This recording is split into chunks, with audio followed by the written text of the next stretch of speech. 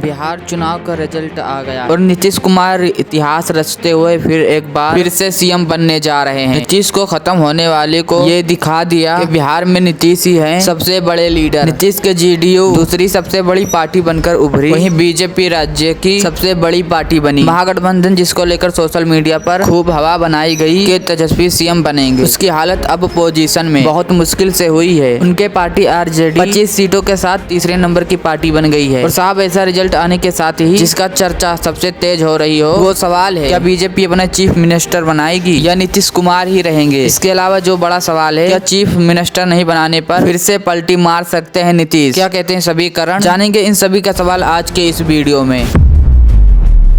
दोस्तों, बिहार चुनाव का रिजल्ट आते ही ये तो क्लियर हो गया है, एनडीए की बिग मेजोरिटी से सरकार बनेगी, जहां बीजेपी 89 सीटों के साथ सबसे बड़ी पार्टी बनकर सामने आई। वहीं नीतीश 85 सीटों के साथ दूसरी नंबर की पार्टी रही। वहीं महागठबंधन से आरजेडी सबसे ज्यादा सीट पर जीत दर्ज करती है। अब सबसे बड़ा सवाल है, क्या बीजेपी नीतीश कुमार को चीफ मिनिस्टर नहीं बनाएगी या बीजेपी के पास मजबूरी है नीतीश को चीफ मिनिस्टर बनाना। तो इसका जवाब बिल्कुल सिंपल है, नीतीश को चीफ मिनिस्टर बनाना बीजेपी के मजबूरी है। इसके पीछे की कारण है केंद्र में मोदी सरकार को बचाए रखना। दरअसल केंद्र के सरकार नीतीश नायडू फैक्टर पर टिकी हुई है। अगर बीजेपी उन्हें अपना चीफ मिनिस्टर नहीं बनाती है तो नीतीश पलटकर महागठबंधन के साथ सरकार बना सकते हैं। और अगर ऐसा होता है तो 293 सीटों के साथ केंद्र में चल रही एनडीए सरकार तो मोदी गवर्नमेंट गिर जाएगी। और ऐसा मोदी कभी नहीं चाहेंगे कि उनकी कुर्सी खतरे में आए, क्योंकि नीतीश के 12 और अगर नायडू भी साथ आ जाते हैं और उनकी 16 सीट यानी कि कुल 28 सीटें होगी। और एनडीए से इतना सांसद की संख्या कम होने पर मोदी सरकार के सांसद बचेंगे 265 और बहुमत के लिए चाहिए 272 सीटें, जो कि नीतीश नायडू के अलग होने पर पूरा नहीं हो सकता है। और बीजेपी के पास मजबूरी है, नीतीश को सीएम बनाए रखें या उनके सांसद को अपने साथ मिला ले और बिहार में भी कांग्रेस और अन्य विधायक को अपने साथ जोड़ ले, तब जाके बीजेपी दोनों जगह के सरकार बचा पाएगी।